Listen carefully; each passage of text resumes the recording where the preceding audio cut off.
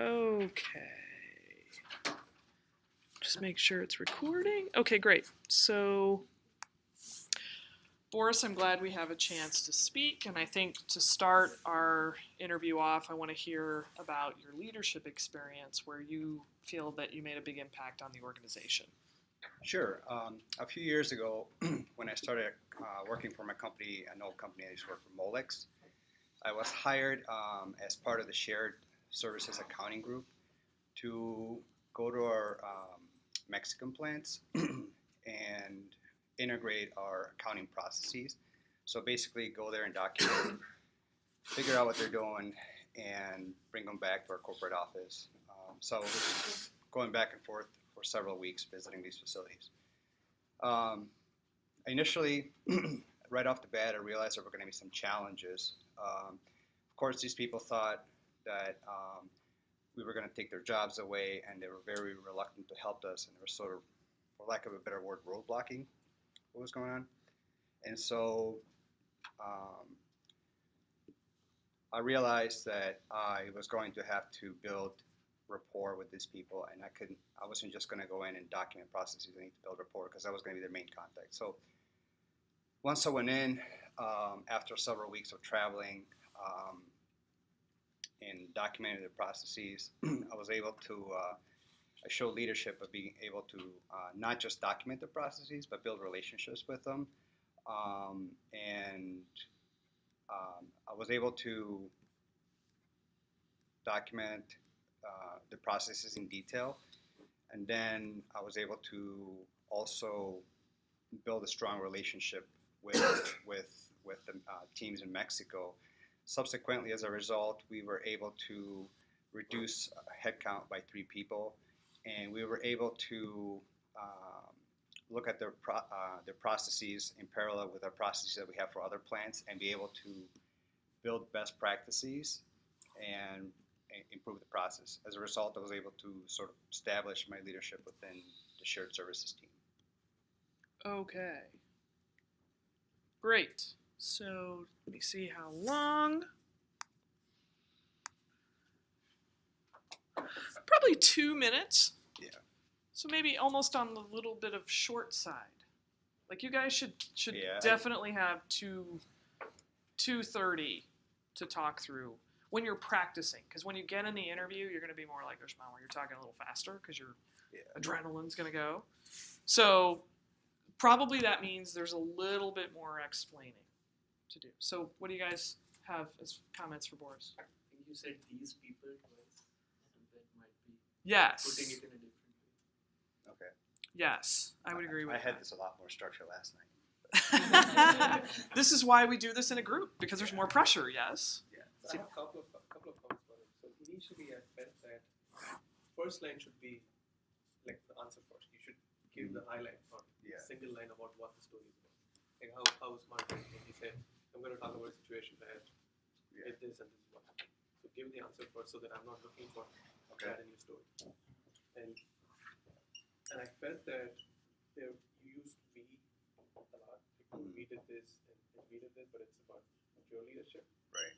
So you can talk more about what specifically you did. And finally, I felt that the ending was like about us listening, and then it ended in one sentence. Yeah. It sounded a lot better last night. Dipti. I like his delivery. I mean, it was so natural as like a conversation. But after the actions, I felt like there's missing part of until setting up it was really. Yeah. I mean, you're probably, like, I can tell you're still working the content in your head. So, I mean, ideally, some of that will... the results was we fired a bunch of people. I don't know how to like make that sound positive. I mean, this is the thing. I mean, remember, you guys are marketing, right? Part of your job is marketing, and part of, unfortunately, the business environment is we reduce headcount. Right. So, and you can say, it was valuable for the business. It was challenging in terms of the people, but the best practices resulted in a reduction in headcount. Mm-hmm. That had a great impact for the organization, but it was definitely challenging to communicate that through the organization. It shows impact and empathy. you're trying to do both of those things. So he focused on building relationships, and then he said reduce headcount. So maybe like, can it be done like save this much in dollar terms rather than saying that we Yeah. reduce headcount? I said headcount because I don't know what their salaries are, so it's hard. I mean, You can estimate. Too. Yeah, it's true. I can guesstimate. You can estimate. Because I mean, it goes that you first created a relationship with them and then you stabbed them. Then you fired them. Yes. Well, I didn't fire them. Yes. The Bobs did. I'm like seeing George Clooney. Yeah, I'm seeing George Clooney flash between my eyes. So I don't know about you guys, but I wanted to hear less about the process documentation. I wanted to hear more about the relationship building. Okay. So for me, I'm not sure where your leadership stood out, right? Like, so I've told some of you this when we go through these questions. For me, when I hear your leadership question, I need to see you as one of the Avengers. And I need to see what superhuman, superpower characteristics that you displayed in that scenario, right? I personally, I've never worked in Mexico. I don't speak Spanish. This is a hard kind of a project. And, in order to get it done, it was this challenge of getting people on board, but also really influencing the outcome. And the focus of my leadership was really around relationship building. So I did these 5 things.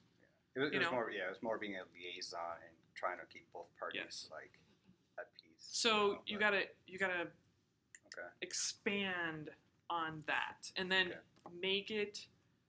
What you guys are trying to convey is the truth of the matter of why that was really hard.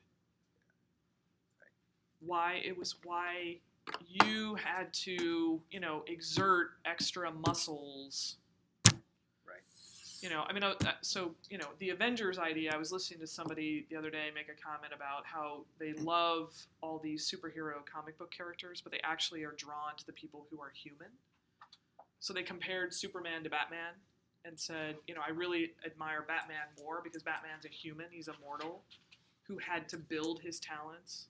Superman was born with superheroes. I mean, they're both, but this was it was a really interesting thing that I said in my mind, because that's what you guys are, right? You guys are trying to show that you're likely Batmans. And now if you're Superman, that's awesome.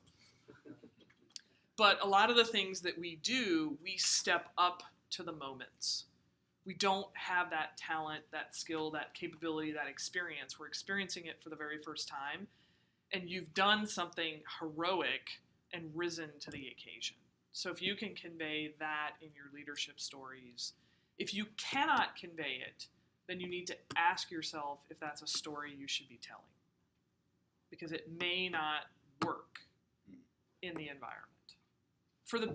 And again, I'm benchmarking against particularly the big 3 firms. Some of the other firms just need good fighters, but they don't necessarily need Batmans and Thors and that level of Avenger. I don't know all the Avengers, but I'm getting into them. I'm sure my sons will be watching them Sunday.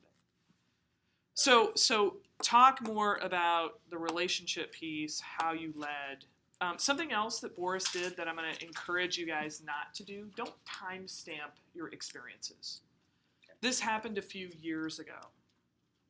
I don't care, because in interviewing, anything historically that's too far back gets diluted in my mind, because the strengths, the experiences, the things you guys are doing now have a lot more risk in them. They have a lot more scope. They have a lot more complexity. This is in theory. So when you timestamp something immediately, you start to sort of dilute its impact on me. So can I just say when I worked? Yeah, you can say in my role at Molex, one of my projects was to implement something in Mexico. So you don't have to.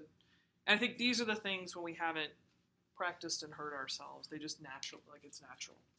Okay. So there's the difference between bar talk and interview talk. Okay. Okay. Ready? Great. Next.